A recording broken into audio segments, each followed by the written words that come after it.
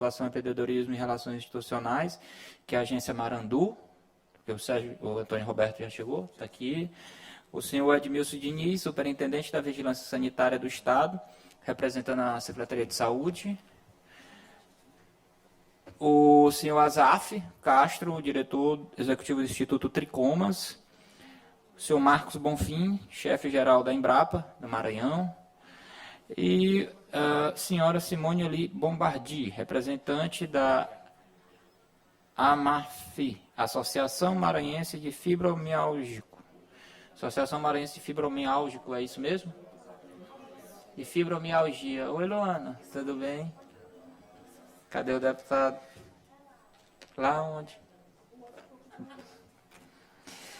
Bom, pessoal, como todos que já acompanham as discussões sobre essa temática aqui na Assembleia, vocês sabem que existem não só o projeto de lei da nossa autoria, mas de outros colegas. Edmilson, não te chamei para a mesa, não?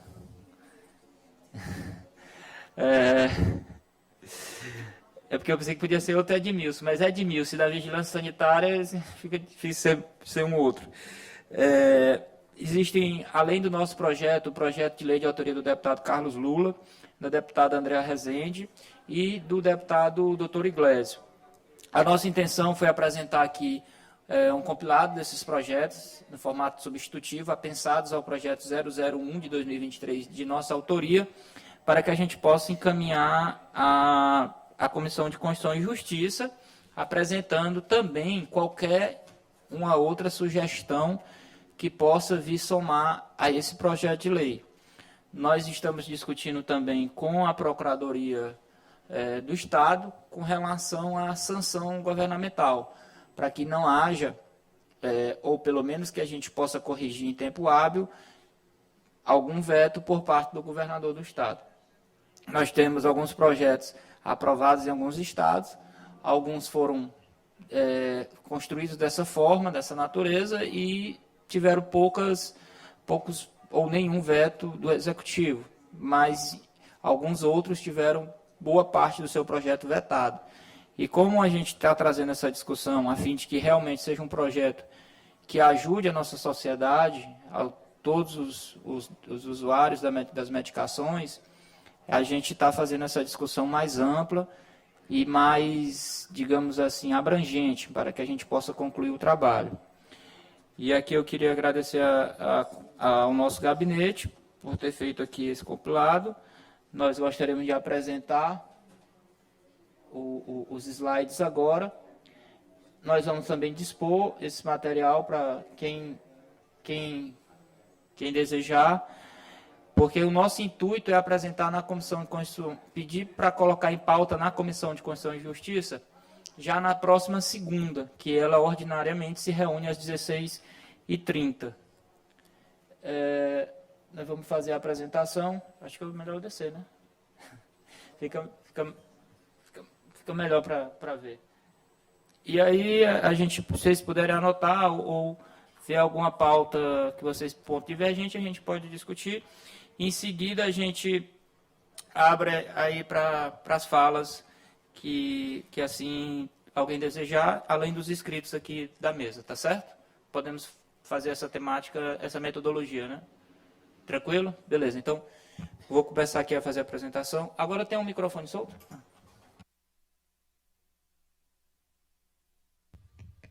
Oi. Vou descer aqui rapidinho. A Patrícia não veio, né? Tá. Deixa eu ver aqui. Não vai dar para ler. Pronto. Projeto de lei 001/2023 dispõe sobre a política estadual de fornecimento gratuito e acesso a medicamentos e produtos à base de canabidiol e tetrahidrocanabidiol para tratamento de doenças, síndromes, transtornos de saúde e minimização da dor nas unidades de saúde pública do estadual e privada conveniada ao Sistema Único de Saúde no âmbito do Estado do Maranhão. Artigo 1º. Fica instituída a política estadual de fornecimento gratuito e acesso a medicamentos e produtos à base de canabidiol CBD e tetrahidrocanabidiol THC para tratamento de doenças, síndromes e transtornos de saúde, bem como tratamento paliativo de minimização da dor e consequente qualidade de vida para os cidadãos nas unidades de saúde pública, estadual e privada conveniada ao Sistema Único de Saúde, SUS, no âmbito do Estado do Maranhão.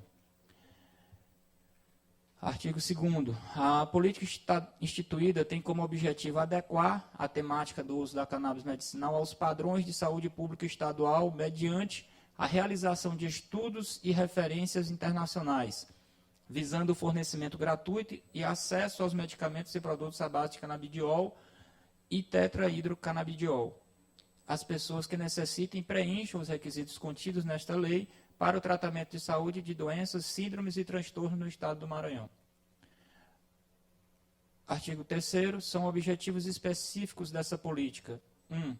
Diagnosticar e tratar pacientes cujo tratamento com a cannabis medicinal possui eficácia ou produção científica que incentive o tratamento.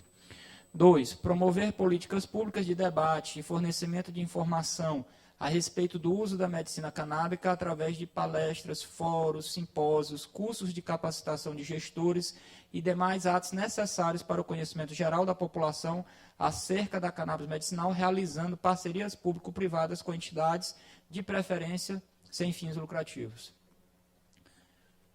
3. Prover, através do orçamento regular do Estado do Maranhão, recursos para suas agências de fomento, preferencialmente a FAPEMA e a UEMA, com o intuito de subsidiar pesquisas e assim baratear o acesso aos medicamentos advindos da cannabis pela população. Artigo 4º. Para efeito dessa lei, são adotadas as seguintes definições. Bom, aqui é um termo bem mais técnico, mas acho importante a gente ler, para que a gente possa, dentro da audiência pública, fazer a leitura completa do texto. E aí, vou fazer a leitura. Primeiro, canabidiol CBD, substância, nome químico, metiletenil, 2, ciclohexen, 3, benzenodiol, número, acho que deve ser uma referência médica, né, CAS, 13956-291, e fórmula molecular, descrita aí ao lado, constante na lista C1 do anexo 1 da portaria da Secretaria de Vigilância Sanitária do Ministério da Saúde, SAVS/MS, número 344/98, e suas atualizações, que pode ser extraída da planta cannabis, que consta na lista de plantas proscritas que podem originar substâncias entorpecentes ou psicotrópicas. 2. Tetrahidrocanabidiol, e aí tem a sua definição, substância, trimetil, pentil, tetrahidrobenzol e fórmula molecular descrita ao lado, constante na lista F2 do anexo 1 da portaria da Secretaria de Vigilância Sanitária do Ministério da Saúde, do Ministério SAVS/MS número 344/98 do Ministério da Saúde e suas atualizações. Lista de substâncias psicotrópicas de uso prescrito no Brasil, que pode ser extraída da planta cannabis SSP, que é uma planta que consta na lista de plantas proscritas que podem originar substâncias entorpecentes e ou psicotrópicas. 3. Canabinoides, compostos químicos que podem ser encontrados na planta cannabis e que possuem afinidade com os receptores CB1 ou CB2, assim como os sais, isômeros, ésteres e éteres dessas substâncias. 4. CID, Classificação Internacional de Doenças e Problemas Relacionados à Saúde que necessitam do uso de medicamentos de derivado vegetal à base de canabidiol em associação com outras substâncias canabinoides, incluindo o tetrahidrocanabidiol. 5. Derivado vegetal, medicamento de extração da planta medicinal fresca ou em estado vegetal que contém as substâncias responsáveis pela ação terapêutica, podendo ocorrer na forma de extrato, óleo fixo e volátil, cera, exsudato e outros. 6. Medicamento à base de canabidiol, medicamento industrializado e tecnicamente elaborado que o possua em sua formulação em associação com outros canabinoides, dentre eles o tetrahidrocanabidiol. Artigo 5º. Fica assegurado ao paciente ter acesso e o direito de receber medicamento de providência nacional ou importado, formulado à base de derivado vegetal, industrializado e tecnicamente elaborado nos termos das normas elaboradas pela Agência Nacional de Vigilância Sanitária, Anvisa, que possua em sua formulação o canabidiol em associação com outros canabinoides, dentre eles o tetrahidrocanabidiol, mediante prescrição de profissional legalmente habilitado para tratamento de saúde, acompanhado do devido laudo das razões de prescrição. Parágrafo 1º, o medicamento a ser fornecido deve ser 1. Ser constituído de derivado vegetal. 2. Ser produzido e distribuído por estabelecimentos devidamente regularizados pelas autoridades competentes em seus países de origem para as atividades de produção, distribuição ou comercialização. 3. Conter certificado de análise com especificação e teor de canabidiol e tetrahidrocanabidiol que atenda às respectivas exigências das autoridades regulatórias e em seus países de origem e no território nacional pela Anvisa. E a obrigação prevista no caput desse artigo estende-se às unidades de saúde privadas conveniadas ao Sistema Único de Saúde, SUS. Artigo 6º. O acesso aos medicamentos e produtos industrializados ou artesanais pode ser assegurado por meio de associações devidamente autorizadas para a produção, distribuição, importação e comercialização de medicamentos e produtos à base de canabidiol e tetrahidrocanabidiol. Artigo 7º. Somente será realizado o fornecimento de medicamentos à base de canabidiol com concentração máxima de tetrahidrocanabidiol autorizado pela Anvisa.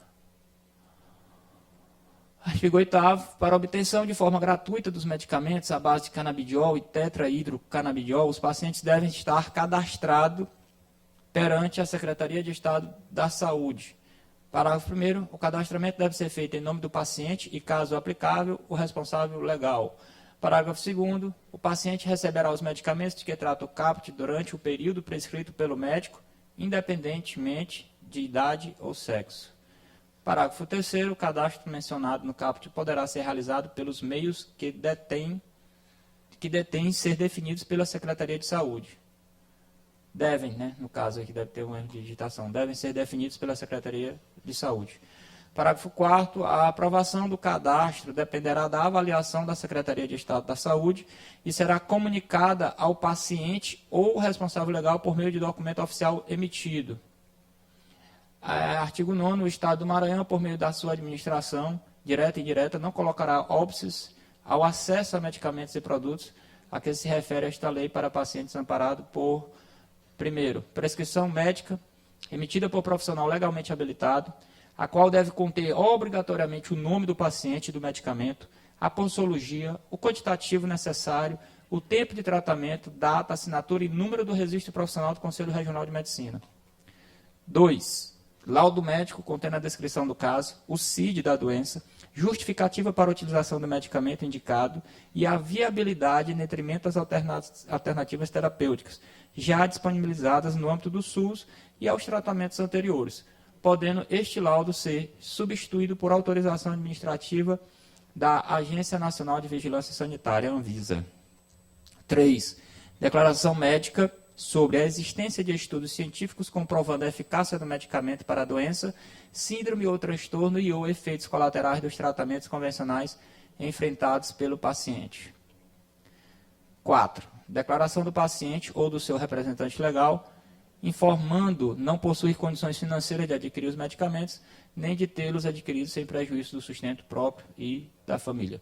Parágrafo único. Caso haja alteração de quaisquer dados da prescrição inicial do medicamento durante a validade do cadastro e ou o quantitativo autorizado de medicamento e produtos à base de canabidiol e tetrahidrocanabidiol seja insuficiente para este período, o interessado deverá enviar nova prescrição e solicitar a alteração necessária. Artigo 10º. Para o cumprimento desta lei, é lícito ao poder público estadual, primeiro, celebrar convênios com os municípios do Estado do Maranhão e com as organizações sem fins lucrativos representativas dos pacientes, a fim de promoverem em conjunto campanhas, fóruns, seminários, símbolos, congressos para o conhecimento da população em geral e de profissionais de saúde acerca da presente terapêutica.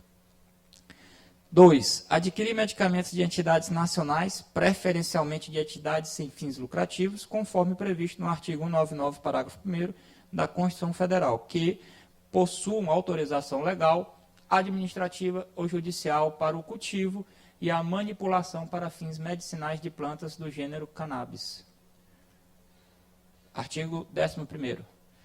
Fica autorizado às farmácias de manipulação a importação do IFA, insumo farmacêutico ativo, para a produção de medicamentos à base de cannabis nas percentagens autorizadas pela Anvisa, com fins de personalizar da melhor forma possível os tratamentos aos pacientes. Primeiro, a importação do IFA tem que atender o CBPF, Certificado de Boas Práticas de Fabricação, contendo grau farmacêutico com autorização sanitária do registro da Anvisa. 2. Todos os produtos elaborados nas farmácias de manipulação devem atender em seus rótulos as recomendações e informação de rastreabilidade contidas na RDC 327/2019 da Anvisa. 3. O Estado do Maranhão também fica autorizado a importar o IFA para, em parceria com as farmácias de manipulação, fazer chegar o maior número de pessoas nas cidades em que não tenham as farmácias estaduais. Artigo 11º. É lícito à população pleitear sobre protocolos para acesso à medicação e produtos à base de canabidiol e tetrahidrocanabidiol perante as secretarias estaduais, aí, no caso singular, perante a Secretaria Estadual e municipais. Artigo 13º. Esta lei entra em vigor na data da sua publicação. Bom, aqui é todo o substitutivo compilado, reunindo aí os projetos dos colegas apresentados e que nós iremos encaminhar à Comissão de Constituição e Justiça para discussão, né? Nós fizemos algumas alterações, além do compilado. Por exemplo, nós incluímos, não estava em nenhum projeto de lei, né, a questão das farmácias de manipulação. A gente trouxe essa temática para cá, além também do protocolo de acesso a medicamentos, porque a Secretaria de Estado da Saúde ela já fornece esse tipo de medicação, à base de cannabis, para pacientes com epilepsia refratária, salvo engano. Foi construído um protocolo para pacientes com essa patologia e a Secretaria de Estado da Saúde fornece essa medicação. Para outros tipos de patologia, é necessário criar outros tipos de protocolo. Por isso que a gente fez essa menção na legislação, porque, inclusive, a própria Secretaria ela pode iniciar a elaboração desses protocolos. Mas também a gente trata de que pacientes também podem e devem provocar a Secretaria de Estado da Saúde a elaborar esses protocolos. Então, a lei está aí exposta, com as alterações devidas. Creio que ela atende muita coisa do que a gente discutiu, mas sempre tem espaço, se assim desejar, melhorar.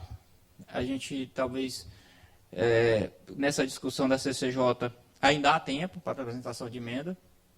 Claro que isso tem que ser iniciativa parlamentar, mas como eu já coloquei, o nosso gabinete à disposição, a Juliano, o Paulo, o próprio Gabriel também estão à disposição para atender qualquer necessidade da sociedade e a gente encaminhar mais uma alteração, haja vista que o projeto está em discussão dentro da comissão.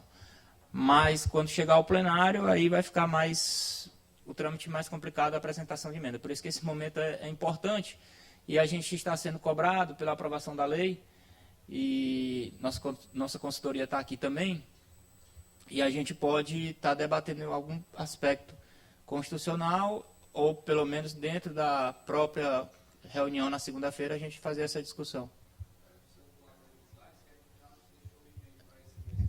Ah, tá. Está aqui. É isso. Pronto. Aqui está o nosso e-mail e o QR Code para o grupo de WhatsApp que a Frente Parlamentar já criou para essa discussão. Tá certo, gente? No mais, esse é a apresentação da lei. Obrigado, pessoal. Eu vou passar aqui a fala para as pessoas da mesa. Creio que o cerimonial esteja pegando alguma assinatura de alguma inscrição, quem aqui sim desejar. Gostaria de passar agora a palavra para a nossa representante da Associação Maranhense de Fibromialgico, que é a senhora Simone Lombardi. Fica à vontade. Boa tarde a todos que estão aqui presentes. Boa tarde, deputado. Muito obrigado por fazer parte dessa bancada. A gente sabe da necessidade do cannabis em relação à fibromialgia. Boa tarde a todos que estão nos assistindo também pelas redes sociais. Falar da fibromialgia é falar de uma síndrome, é falar de uma doença complexa com mais de 100 sintomas. Não é só a dor exacerbada, né? São vários outros sintomas acoplados. Fadiga crônica, síndrome de intestino, bexiga irritáveis, insônia, depressão, são alguns dos agravantes da doença. Fora os níveis de dor que nós sentimos, que uma pessoa normal com uma dor nas costas, uma dor na coluna, nós sentimos 20, 30 vezes mais.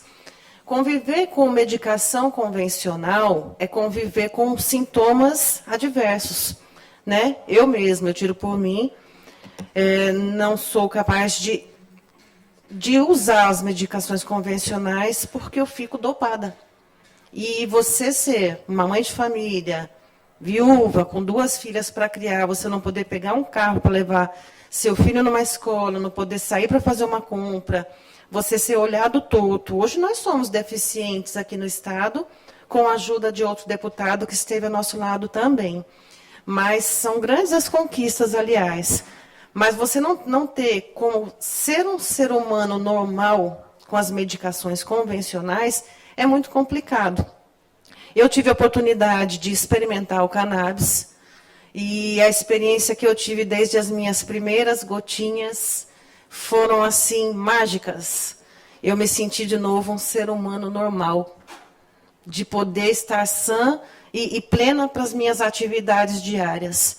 Então, assim, existe muito preconceito em relação ao cannabis, a gente sabe disso, é uma questão cultural, né? Então, eu venho aqui hoje pedir que as pessoas com fibromialgia também tenham direito de ter o acesso ao cannabis pelo governo, porque a maioria de nós, aqui dentro do estado do Maranhão, somos de médio para baixa renda, ou então não tem renda exatamente nenhuma.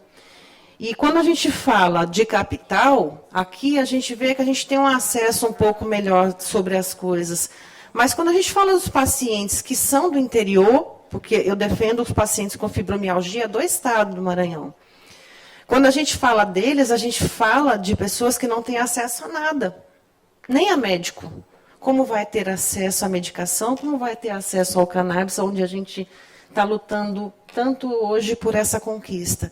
Então, nós queremos ser incluídos nesse ponto, porque a gente sabe que o cannabis ele tem muitos efeitos positivos dentro do corpo da gente e muitos efeitos adversos a menos. E o que nós queremos hoje é que nosso corpo não seja tão agredido com essas medicações convencionais.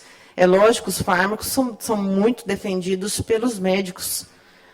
E por uma questão muito óbvia que eu não preciso nem citar aqui. Mas a gente precisa ter o direito e o acesso livre a esse tipo de medicação, né? Porque para não termos os nossos sistemas agredidos, função hepática, função renal, que a gente sabe que a longo prazo esses remédios de autocontrole fazem isso no corpo das pessoas.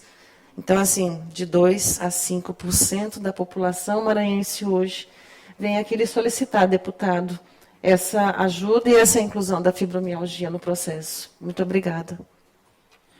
Eu que agradeço pela fala e pelo depoimento. E, de fato, o que a gente tem tentado trazer aqui é uma discussão ampla do uso dessa medicação para várias patologias.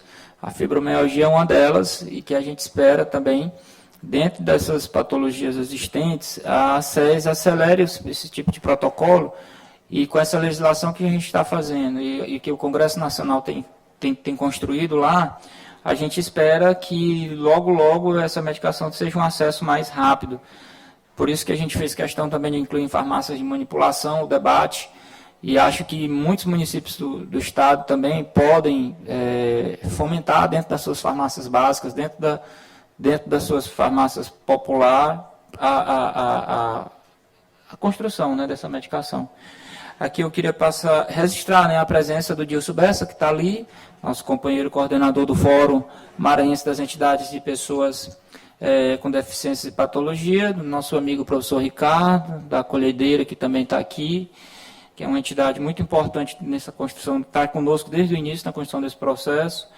E queria passar aqui a palavra para o senhor Marcos Bonfim, chefe-geral aqui da Embrapa do Maranhão, para que pudesse fazer aqui uso da fala. Bom, boa tarde a todos. Queria inicialmente cumprimentar a mesa, na pessoa do deputado Rafael, e também parabenizar pela iniciativa, né, trazer aqui para o debate público um assunto tão importante. Também cumprimentar a todos que nos assistem pela TV Assembleia, a todos que estão presentes aqui no plenário. Bom, a Embrapa, como uma empresa de pesquisa agropecuária, uma empresa de Estado, né, ligada ao Ministério da Agricultura, que tem por missão desenvolver pesquisa e inovação em benefício da sociedade brasileira, também não pode ficar à margem desse debate. Eu queria, inclusive, deputado, a contribuição que nós iríamos fazer já está aqui no artigo 3º, né, que é prever uma dotação orçamentária para que as pesquisas avancem, né, para que o país possa ficar independente tecnologicamente. Acho que nesse momento é importante haver essa possibilidade de importação do IFA, mas nós devemos caminhar rapidamente para ficarmos independentes. E diria mais, eu acho que o Brasil pode contribuir muito, né, para ser um produtor desse princípio ativo, né, do canabidiol, né, para fins medicinais, para não só os maranhenses, mas para os brasileiros e para o mundo, né. Isso é um princípio ativo aprovado pelo FDA americano, então, enfim, tem uma série de implicações importantes. E o Brasil, como um país de vocação agrícola, que alimenta o mundo, né, com sua agricultura e com sua ciência, certamente pode avançar muito nesse tema. Então, queria aqui colocar a Embrapa à disposição, deputado, desse projeto. A Embrapa já se mobilizou internamente para montar grupos de trabalho, grupos de pesquisa para abordar esse assunto, né, à medida que avançou também na legislação brasileira a permissão para que a gente possa também trabalhar isso no nível de cultivo.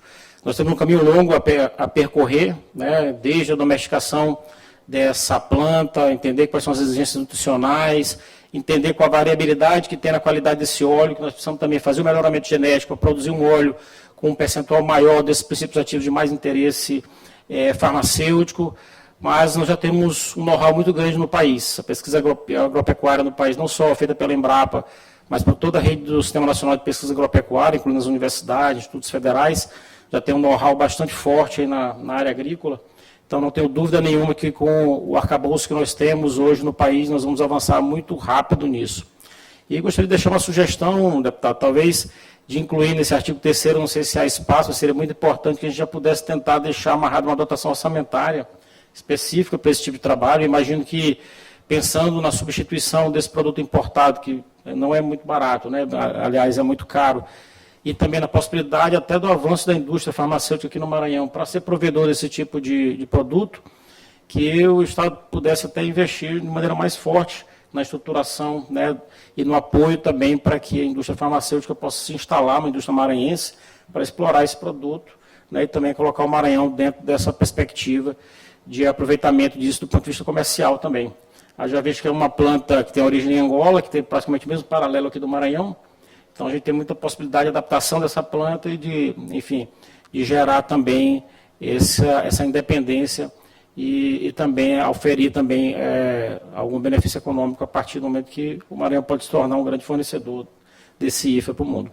Então, mais uma vez, agradeço pelo convite, deputado. Mais uma vez, empenho aqui a Embrapa como uma empresa de pesquisa do Estado nessa agenda. Ficamos aqui à disposição. Eu vou pedir antecipadamente desculpa que 4 da tarde eu vou ter que sair, mas eu estou aqui com o Joaquim Costa também, que é o nosso chefe de pesquisa, que se estender mais, ele me substitui aqui. Mais uma vez, muito obrigado. Obrigado, Marcos. É realmente muito importante a presença da mesa, da Embrapa aqui na mesa, porque, de fato, nós somos um estado potencialmente agrícola, né, e não há mais nada do que eficiente do que a gente pesquisar e ter eficiência para o cultivo. Então, isso faz muito importante. Vamos fazer alteração no texto, porque nós citamos ali a FAPEM, mas citamos a UEMA, não citamos a Embrapa. É importante a gente citar, e inclusive concorrentemente já com o que existe do ponto de vista federal e autorizado até pelos órgãos competentes. Queria passar a palavra ao senhor Edmilson Diniz, superintendente da Vigilância Sanitária do Estado, representando a Secretaria de Saúde. Também queria registrar a presença do meu amigo Sandro, que representa aqui a FEMEA, a Farmácia de Medicamentos Especializados, que inclusive nos encaminhou aí o protocolo já existente dentro da Secretaria de Saúde para epilepsia refratária, que são pacientes que já fazem uso da medicação. Edmilson, contigo. Boa tarde a todos e todas. Agradecer ao deputado Rafael pelo convite de participar desse momento. A pauta é extremamente importante e extremamente sensível também. O país está aprendendo ainda a lidar com esse tema, e essa discussão que está sendo proposta aqui hoje, ela vem fomentar ainda mais essa discussão, com vistas a gente criar mecanismos que garantam acesso a quem precisa desse tipo de substância para as terapias que já estão aí sendo consolidadas como com resultados positivos. Já foi descrito ainda há pouco pela primeira expositora em relação à situação, né, os efeitos benéficos que o canabidiol traz para a fibromialgia, por exemplo, como foi citado. Do ponto de vista sanitário, Rafael, a gente tem aqui algumas observações que a gente precisa fazer uma análise dentro da equipe da Vigilância Sanitária também, para contribuir com vocês na construção desse texto final, caso haja necessidade de algum incremento. A gente tem aí 2 RDCs vigentes, a 327 e 660, que tratam sobre essa matéria, e entender como é que essa lei está convergindo para essas 2 legislações, para que a gente de fato garanta a fluidez processual e não pós aprovação da lei, a gente não fique preso a questões burocráticas administrativas que dificultem o acesso. O entendimento de todos é que o acesso ele seja garantido, com qualidade, com responsabilidade, às pessoas que realmente necessitem, e com controle devido, para que proteja também a saúde da população, né, que é essa missão da vigilância sanitária. Então a gente se mantém à disposição, deputado, para contribuir com o texto final, para contribuir com a construção após a aprovação dessa legislação, né, para a implantação aqui no estado do Maranhão, e introduzindo todos os mecanismos de controle para fazer, de fato, o monitoramento, né, do risco sanitário que tem essa substância, quando aí dando mais amplitude no uso dela dentro da população. A gente tem um número significativo que foi exposto, 3 a 5% da população. Isso é um número bem significativo da população. A gente está falando aí de quase 300 mil pessoas. Não é isso? No Maranhão? 7 milhões? 7 milhões. É muita gente. Então, assim, é um universo que a gente precisa estar enxergando, e o sistema de saúde ele precisa enfrentar também essa pauta. Mas é isso, a gente se mantém à disposição para contribuir dentro da temática do texto e após a aprovação na implementação da lei. Obrigado, Edmilson. Gostaria de passar a palavra aqui para o Asaf Castro, que é diretor executivo do Instituto Tricomas.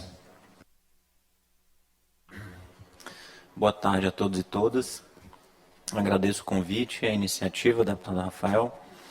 Eu vou logo direto ao assunto para a gente não perder muito tempo, né, pessoal? Eu separei aqui alguns tópicos.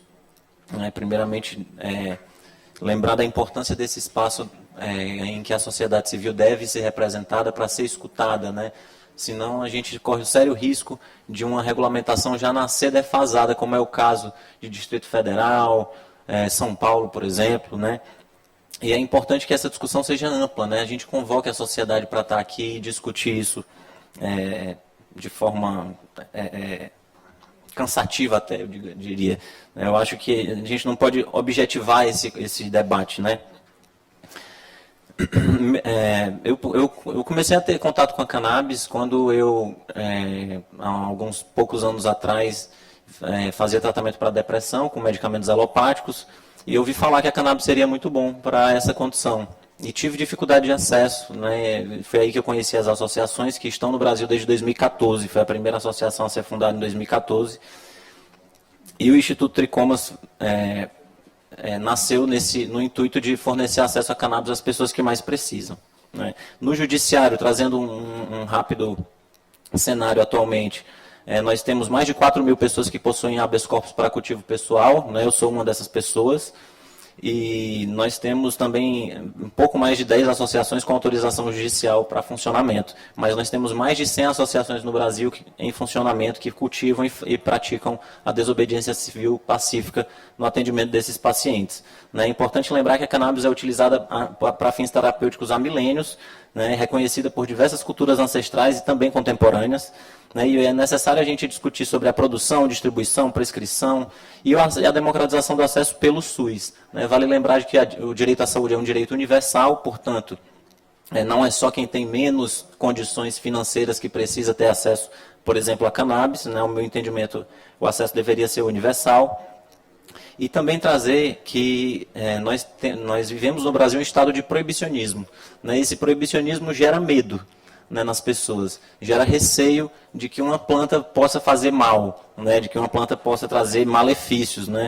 E essa planta hoje ela é criminalizada, o porte dela, o consumo dela e o tráfico é criminalizado, e isso está sendo objeto de discussão pelo STF. Como o colega falou, são 2 RDCs somente que tratam desse tema, e uma delas é sobre a importação. Ou seja, não existe regulamentação atualmente para as associações, não existe uma RDC da Anvisa que vá regular minimamente o que a gente faz aqui hoje. E o atendimento dessas pessoas por associações já é um fato social no Brasil. São mais de 100.000 pessoas hoje atendidas por associação. Um número que é bem significativo, e a regulamentação, ao meu ver, deveria trilhar o caminho das farmácias vivas e o reconhecimento da cannabis enquanto uma planta, não enquanto uma molécula ou 2 moléculas, o CBD e o THC. Ao meu ver, já fica como sugestão, que a gente trate como uma planta. Até porque existem medicamentos formulados à base de cannabis que não têm predominância nem em CBD nem em THC. Tem associações, isso já é realidade, não é um futuro. Existem associações que têm óleos com predominância em CBG, que já é um outro canabinoide. Então é necessário que a gente trate ela como uma planta e não como uma substância, como uma molécula. Já existe uma máxima aí no cenário canábico nacional sobre a molecularização da vida. A gente tem a impressão de que uma molécula vai salvar alguém, e na verdade a ciência está aí para nos mostrar o efeito comitivo, o efeito entourage, onde o CBD em atuação com o THC e outros canabinoides promove um efeito terapêutico de 10 a 16 vezes mais de maior eficiência. Ou seja, não se dá para falar sobre cannabis sem considerar de que a qualidade do medicamento tem a ver com a preservação dela como uma planta integral, full espectro, que é a nomenclatura utilizada hoje no mundo inteiro para os óleos mais complexos, integrais. São óleos que têm mais eficiência terapêutica, que são exatamente os óleos produzidos pelas associações, que são óleos seguros. Vale ressaltar de que o THC, estava até conversando com a Simone antes de iniciar, o THC gera muito medo, por ele ser psicoativo. Mas ele só é psicoativo em doses mais altas para algumas pessoas, dependendo da forma de administração dessa substância. Ou seja, o THC é seguro, existem diversos estudos científicos mostrando isso, e é eficiente. E é por isso que é importante que ele também esteja presente nas formulações dos óleos. Eventos, parcerias com universidades, como nós temos com a UEMA já há algum tempo, é super necessário para que a gente traga esse assunto à tona e oportunidades como essa cheguem a mais pessoas consigam entender a eficiência que a cannabis tem para o tratamento de diversas condições de saúde.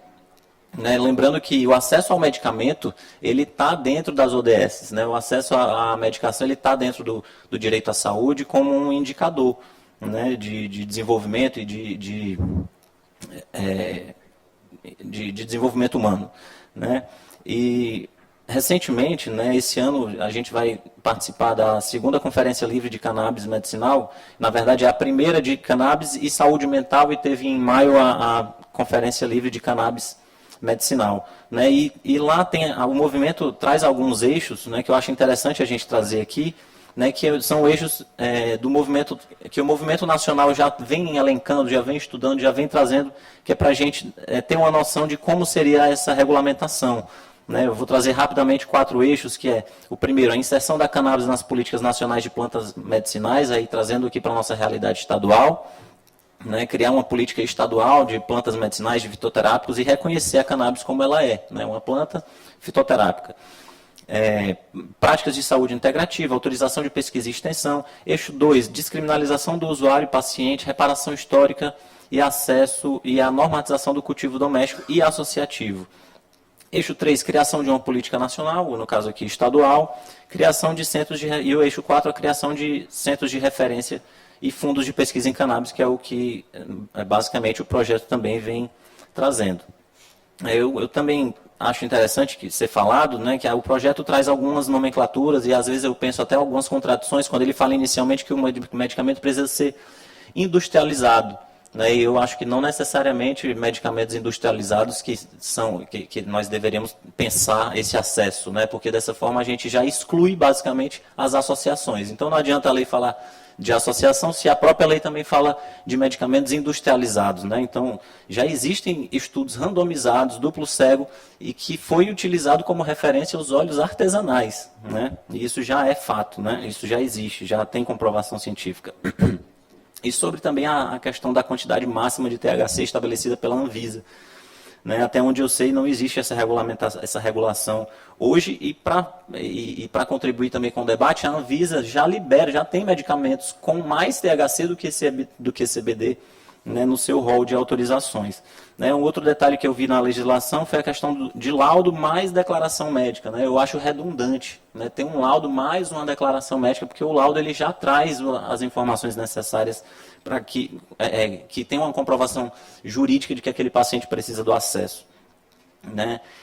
E basicamente eu acho que é isso, para não prolongar. Eu acho que vale a gente dialogar com outros estados, até com o movimento nacional, para a gente entender como a gente pode justamente administrar, né, a regulação da Anvisa, que é defasada, né, como a gente pode trazer uma legislação estadual que não vá de encontro, mas que a gente consiga, de alguma forma, operacionalizar e trazer esse direito universal, esse direito fundamental, o direito humano, que é o direito à saúde, né, e que mais pessoas tenham acesso a esse direito. Acho que basicamente é isso. Obrigado, Azaf. Eu te pedi para formalizar essas sugestões aí pelo Instituto, né, para que a gente possa estar construindo aí a alteração e ampliando aí o debate da discussão da lei.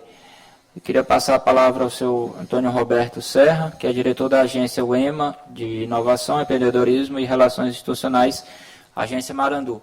Lembrando que a palavra está franqueada a qualquer participante, tá? Só levantar a mão e nosso cerimonial inscreve, tá certo? E assim que encerrar a fala do seu Antônio Roberto, nós iniciaremos as falas da plenária. Boa tarde a todas e todos. Quero cumprimentar aqui meus colegas de mesa, na pessoa do deputado Rafael, a quem cumprimento e exalto pela iniciativa de composição desse acervo legislativo, inclusive de outros parlamentares, essa compilação de dados reunidos no intuito de formular uma proposta que corresponda a todas essas expectativas. Acredito que o texto, tal como já está, já contém elementos suficientes para contemplar grande parte dessas expectativas em relação à cannabis medicinal. Creio que o aperfeiçoamento será necessário, naturalmente, com esses diversos olhares e, inclusive, correspondendo aqui à fala do Azaf, acredito que seja oportuno também o olhar externo para aquilo que já vem sendo feito em nível de Brasil. Há experiências já um pouco mais amadurecidas no estado de São Paulo, nesse sentido. Acredito até que o Maranhão está entre os pioneiros nessa jornada, e isso nos coloca uma grande responsabilidade também, porque aqueles que virão a partir daqui haverão de se inspirar nessa trajetória que nós já estamos percorrendo. Então, esse é um motivo de exaltação também, né? O fato de termos comparecido a essa agenda em boa hora, sem deixá-la fora do tempo, como muitas vezes nós, aqui no Maranhão, ficamos distantes de algumas políticas públicas. Então, motivo realmente de regozijo a iniciativa do deputado Rafael nesse sentido. Eu queria apenas destacar aqui algumas dimensões, ou alguma dimensão que está contida também, pelo menos no caput, né, da proposta de lei, referente ao cânhamo industrial, né? Então, muito pouco se associa ali no texto como um todo ao cânhamo industrial. Isso, naturalmente, carecerá de um olhar mais atento e talvez por isso mesmo eu precise fazer alguns destaques aqui em relação a essa espécie da cannabis, né? Eu acho que não seria necessário agora, não. Mas faço esse destaque para que tenhamos esse nivelamento, né, básico a respeito desse tema. O cânhamo é uma espécie de cannabis, e ele está distinguido exatamente da cannabis sativa, basicamente por conta da composição de THC, que ela não é superior a 0,3%. Então, não há substância psicoativa no cânhamo que pudesse justificar o impedimento, por exemplo, do seu plantio. Inclusive, estranho pensar o porquê que o cânhamo está impedido, porquê que ele foi restringido no Brasil. Maranhão, inclusive, tem uma experiência exitosa. No final do século XIX, São Luís dispunha de uma fábrica, essa fábrica é bastante simbólica ali na beira-mar, né, para quem vai para a UFMA. Essa fábrica produzia fibras e tecidos à base de cânhamo. Era a força, né, a pujança da indústria maranhense estava bem representada ali naquele campo fabril. Isso foi perdido. E acredito que o Maranhão tem uma responsabilidade também de resgate histórico, né, quando aprova uma legislação que vem de encontro a essa perspectiva. Então, há muitos séculos, né, o nosso representante da Embrapa aqui sinalizou a origem angolana. Então, há muitos séculos se planta cânhamo em todo o mundo. E em muitos países há regulamentações ou há liberações para esse plantio, e os países que fazem isso são prósperos. O Brasil, por exemplo, ao ter deixado de plantar o cânhamo, importa isso para a indústria têxtil. Então, a grande parte das indústrias têxteis brasileiras compra hoje cânhamo processado já para aplicação na indústria têxtil da China. A China é o grande produtor mundial, seguido do Canadá, da França e dos Estados Unidos.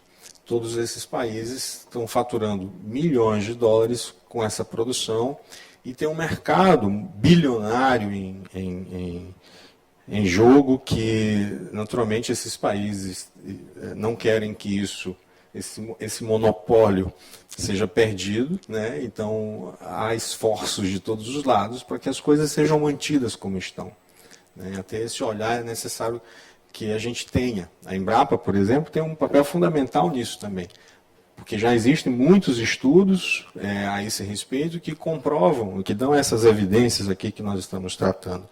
Inclusive, um relatório robusto publicado em 2016 se refere exatamente a essas propriedades do cânhamo e as aplicações no setor industrial, que são inúmeras. Elas podem ir desde, por exemplo, materiais para construção sustentável, produção de tijolos, por exemplo, produtos relacionados a bioplásticos avançados para revestimento de espaços acústicos, carros, por exemplo, a indústria automobilística utiliza o cânhamo, componentes automotivos diversos podem ser feitos à base de cânhamo e, bom, por aí vai. Então, existem inúmeras possibilidades de aplicações do cânhamo no seu escoamento e, antes dele, na sua produção também, um conjunto de cadeias produtivas que podem ser beneficiadas, desde o agricultor, o processo de plantio, o cultivo, né, de maneira geral, o processamento disso, depois a produção de produtos finais, distribuição, varejo, logística. Então, um conjunto de trabalhadores, né, podem ser alcançados exatamente em razão de um novo sistema produtivo no Brasil, né? A recuperação de um antigo sistema produtivo no Brasil pode nos levar à geração de empregos e de melhoria, né, no cenário econômico brasileiro.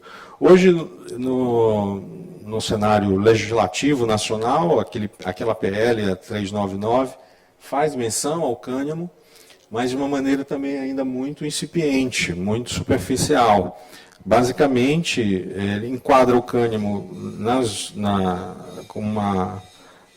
no conjunto, né, das plantas relacionadas de produtos à base de cannabis e faz menção ao cânhamo basicamente restringindo ou fazendo uma delimitação para o plantio controlado do cânhamo. Então, uma vez que essa lei venha a ser aprovada em nível federal, o cânhamo virá a ser liberado para plantio sob controle, sob vigilância, com regramentos e tudo mais.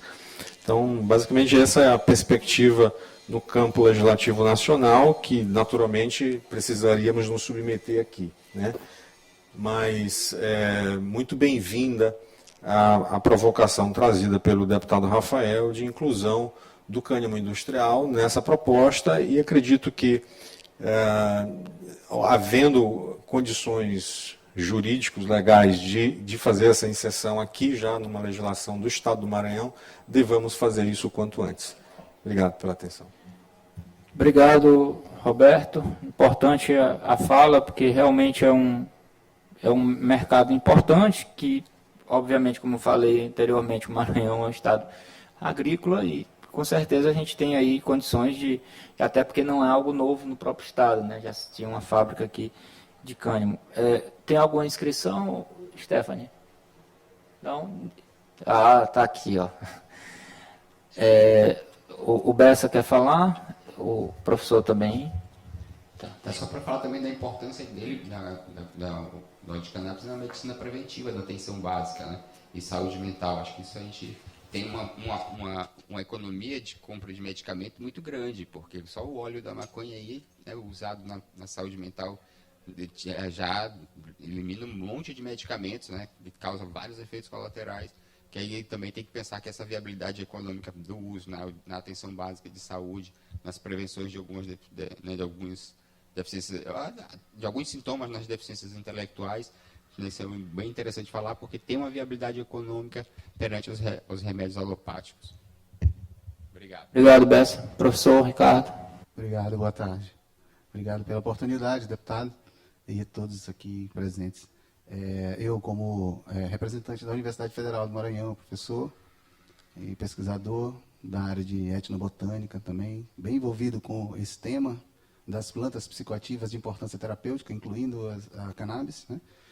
Venho aqui destacar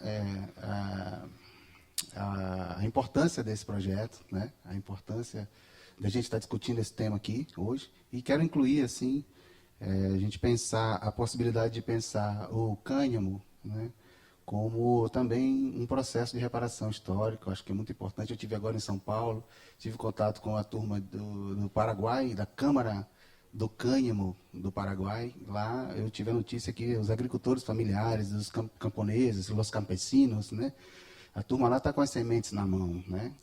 Está com eles as sementes. Então, acho que é importante a gente pensar isso, né, quando a gente observa a ligação do cânhamo, da diamba, né, da cannabis, vários nomes que a gente conhece essa planta. E aí a gente lembra da feitoria real do linho cânhamo, que foi uma empresa portuguesa, né, que plantou cânhamo no Brasil inteiro praticamente, inclusive aqui no Maranhão, e a gente tem essas reminiscências ali na Praia Grande, né, que demonstram essa ligação ancestral e essa ligação visceral e econômica com essa planta, né? E culturalmente essa planta é muito importante aqui. Eu acho que a gente pode dar um salto muito legal, né, quando a gente traz a cannabis e faz bem essa diferenciação, né? Existe a cannabis medicinal, existe o cânhamo, existe, mas no fundo, a gente precisa ter essa compreensão de que é uma planta só, né? É uma planta só. E isso é um avanço que a gente aponta nesse sentido, porque a gente sai das amarras da indústria farmacêutica, né? A gente dá a possibilidade das associações de pacientes poderem manter o desenvolvimento do seu trabalho, que é através das associações que os medicamentos, as formulações, sejam elas fitoterápicas ou farmacêuticas, essas formulações têm chegado nas pessoas através das associações, né? Claro que tem muita gente judicializando, tem muita gente tendo acesso a cannabis importada, mas no grosso, 100 mil, 200 mil, 300 mil pessoas em potencial no Brasil, né, a maioria dessas pessoas tem acesso através das associações. Eu acho que a gente tem que dar essa atenção especial, né? Existem 2 associações de pacientes aqui no Maranhão funcionando plenamente, desenvolvendo esse trabalho que o Azaf estava acabando de dizer, de desobediência civil pacífica, né? A gente se arrisca, mete a cara mesmo, né? E tem que fazer, porque se a gente não fizer, a gente... E a gente não pode pensar na planta, numa legislação de uma planta, que ela já nasça presa, né? Porque presa ela já está, né? A gente tem que pensar numa coisa assim de libertação. E outra coisa em relação ao corpo da lei, a gente tem uma proposta, eu encaminhei para o Zenice, a nossa assessoria jurídica da Acolhedeira tem uma proposta também. Eu trouxe sim. Eu não sei se seria, pode ser, mas a gente pode, numa outra oportunidade também, avançar assim, nesse sentido, analisar ela primeiro, né? Porque tem muitos pontos em comuns, mas tem um ponto que me chama a atenção, quando você fala da UEMA como uma entidade de fomento. Eu penso que não necessariamente, né? A entidade de fomento estadual é a FAPEMA, e se for para incluir a UEMA, que inclua a UFMA também, que a gente está junto nesse trabalho fazendo, né? A gente acabou de incluir uma disciplina no mestrado profissional em saúde coletiva, uma disciplina de cannabis na atenção primária, na atenção básica, super importante. As pesquisas estão começando a acontecer dentro da UFMA, na odontologia, também na área de neuroimagens, a gente começando a desenvolver essas pesquisas aqui, e o aporte regulatório é fundamental para que a gente possa ter segurança para desenvolver esse tipo de trabalho. Agora mesmo eu estou vindo de uma reunião na Pruma, a gente hoje está tendo que judicializar em nosso nome de pesquisador, para a gente poder fazer pesquisa com essa planta dentro das universidades. É uma coisa que é absurda, né? Se a gente perceber que a cannabis é uma planta, a gente fica de cabelo em pé, né? Como é que pode? Eu tenho que passar por um processo de judicialização para estudar uma planta que faz bem para quem precisa, né? Então, eu penso que essa lei precisa ser nesse sentido de a gente pensar uma política estadual, não apenas de fornecimento, porque a gente entende que o fornecimento é apenas uma dimensão do processo. A gente não precisa fazer do jeito que fizeram em São Paulo, a gente tem que fazer diferente. A lei de São Paulo é de fornecimento, nós não estamos interessados só em fornecimento. A gente tem que fazer melhor. Nós podemos, né? Nós podemos fazer uma lei que contemple cultivo, que contemple pesquisa científica, que contemple dispensação, que contemple segurança farmacológica, eficácia terapêutica, tudo dentro dos conformes da lei. Uso racional, uso adulto. A gente precisa compreender a complexidade que essa planta envolve, tanto num ponto de vista social, cultural, histórico e etnobotânico, e medicinal e industrial. O cânhamo, além de todas essas dimensões que vocês citaram, eu gostaria de trazer uma que tem concordância com os objetivos do desenvolvimento sustentável também. O cânhamo é uma planta carbono negativo. Então, ela não só zera as emissões de carbono, ela deixa negativo, né? Ela sequestra mais do que todas as outras plantas. Então, acho que isso é interessante a gente começar a pensar, né? As nossas roças, com os nossos quilombolas, com os nossos indígenas, com os pesquisadores. Cannabis, maconha é um assunto que tem que estar dentro da universidade. O lugar da maconha na universidade. É lá que a gente estuda, é lá que a gente tem possibilidade de transmitir uma segurança para a população. E as associações... Exatamente, o Gilson está me lembrando aqui que o primeiro clube de maconheiros, o clube de diambeiros, foi registrado por um médico paulista em 1918, no Vale do Mearim. Essas pessoas usavam maconha fumada, né, aos sábados na casa do ancião da comunidade. E lá eles traziam os cânticos, faziam reverências à planta, né? Então tem toda uma historicidade em torno dessa maconha que a gente conhece, dessa diamba, né? Então acho que é importante a gente fazer esse resgate, é importante a gente fazer esse reconhecimento e de alguma maneira compor isso dentro do corpo da lei. E nós estamos aqui à disposição também, nós da Acolhedeira, e eu também como professor e pesquisador da Universidade Federal do Maranhão, também aqui para contribuir no que for necessário, que tiver ao nosso alcance. Muito obrigado.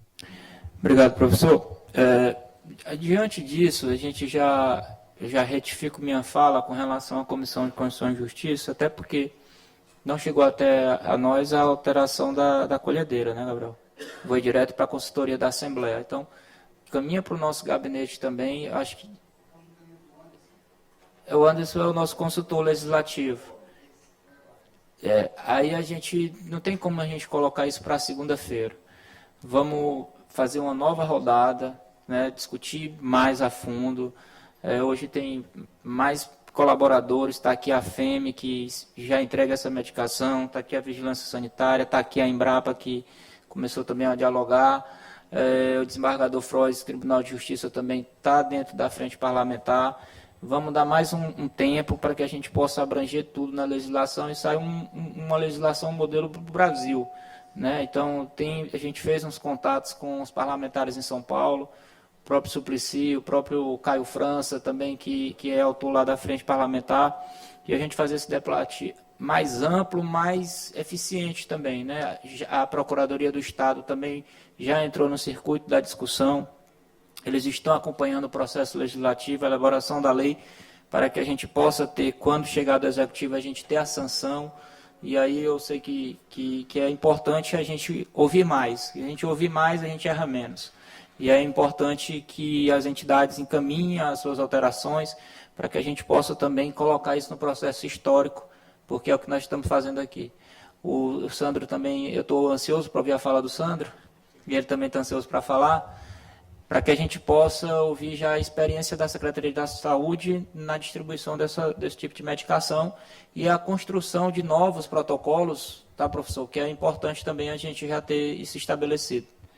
Sandro. Boa tarde a todos, saudar a todos da mesa, doutor Edmilson, os demais colegas, querido amigo, deputado Rafael Leitor, parabenizá-lo, né, por essa iniciativa. O senhor sabe que desde a primeira vez que nós conversamos, eu sempre sou empolgado com esse tema, né, que é o uso do cannabis, né. E assim, gostaria de dar um depoimento do primeiro processo licitatório. Nós, enquanto SES, Secretaria de Estado da Saúde, realizamos uma aquisição, né, dos produtos derivados do cannabis. De antemão, deputado Rafael, gostaria de saudar o professor Charleston Ribeiro, que é professor da Universidade Federal da Bahia, que se encontra aqui. A gente vai realizar um congresso amanhã e ele, como especialista em avaliação de tecnologia e saúde, fez questão de estar aqui com a gente, né? Então está acompanhando esse debate aqui, professor Charleston. Seja bem-vindo ao Maranhão, professor. Então, deputado, assim, tudo é muito novo, a gente está vendo, apesar de ser uma coisa milenar, tudo é muito novo a nível de biografia, de estudos, né? De estudos mais coerentes, estudos palpáveis, incisivos, né? Que a gente possa se espelhar nas aquisições. Para o senhor ter uma ideia, nós fizemos, mês passado, o processo licitatório, né? E se eu não quero saber a dificuldade que nós tivemos pela falta de padronização, a nível não é de Brasil, a nível de mundo. Porque às vezes você, eu quero comprar o canabidiol de 20 miligramas. Aí aquele ali que é fabricante, não, o meu é 22 miligramas, não serve. Aí esse aqui, não, o meu é 23, não serve. Ah, o meu é 15, não serve. Então, assim, apareceram infinitas, não é impugnações, questionamentos, né, para a gente. Só que a gente estava embasado o quê? No parecer de doutora Patrícia, que é a médica, que a gente de saúde aqui, que foi a autora, né, mentora intelectual desse protocolo de uso do cannabis para pacientes com epilepsia de difícil controle. Então, assim, deputado, foi uma dificuldade, mas conseguimos realizar o processo licitatório. Está em fase de contrato, acredito que até 20 dias, em 30 dias a gente já deve estar recebendo, né, que é o prazo contratual. Hoje, na FEME, a gente distribui, né, através de demandas judiciais, né? Então, assim, o protocolo vai vigorar mesmo, de fato, a partir, acredito que no final de outubro, a gente já vai começar a fazer os primeiros cadastros das crianças, né? E posterior ampliação. E só complementando a fala do professor aqui, que assim, a gente, deputado Rafael, na FEME, a gente segue protocolo clínico, como eu falei para o senhor. Então, assim, nós criamos um protocolo clínico para pacientes com epilepsia refratária de difícil controle.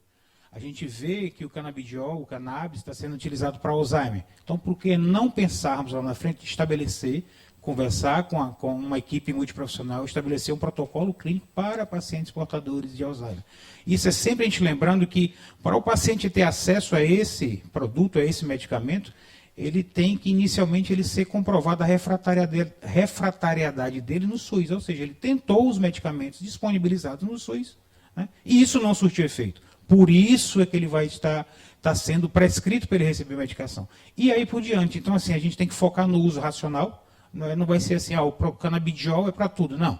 Então, até porque existe a questão orçamentária, como eu falei com o senhor também, mas, assim, nós, enquanto secretaria, a gente coloca à disposição do senhor. Queria deixar esse depoimento da dificuldade que foi, mas que nós conseguimos, né? Temos o protocolo inicial e, assim, se for para construir novos protocolos, o senhor pode contar com a gente, enquanto Secretaria de Saúde, né? E parabenizar aquilo que a gente puder complementar, auxiliar em conversas, em outras conversas, né? Paralelas com os professores, com todos nós. O senhor pode ter certeza que a gente está à disposição. Obrigado, Sandro. Mais alguma intervenção? Nenhuma? Deixa eu ver aqui. Pessoal, pois sendo assim, eu vou falar aqui alguns encaminhamentos.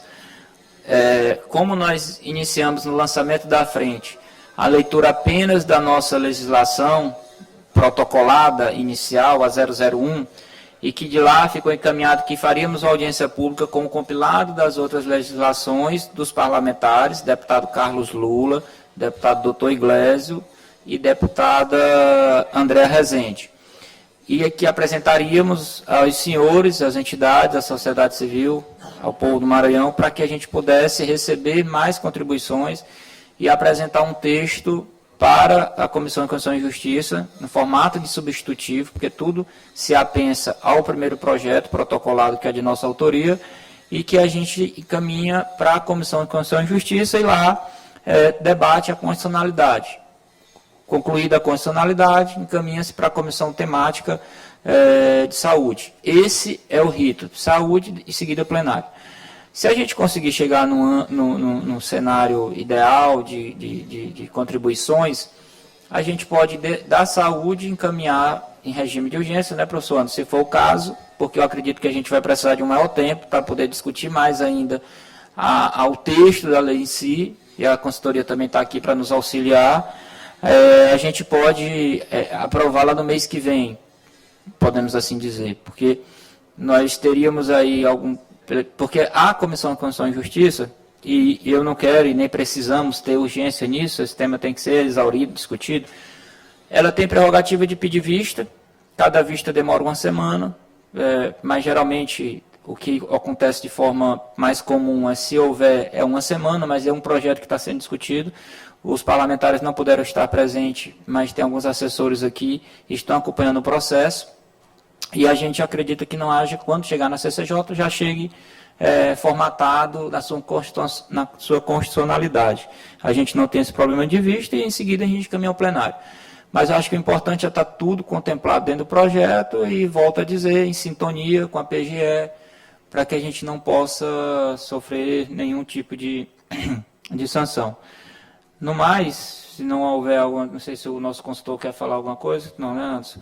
Então, ficamos assim, nesse cenário de o que é que vocês, o encaminhamento, a gente apresenta novamente ou a gente deixa para formatar, porque existe o grupo de WhatsApp, nós vamos colocar as contribuições, a gente pode fazer um novo compilado, uma nova apresentação, e aí a gente dá mais 15 dias, que é o tempo necessário para que a gente possa concluir esse compilado e encaminhar para a Comissão de Constituição e Justiça. 15 dias é um tempo adequado, para que a gente também não possa sair sem um foco, né?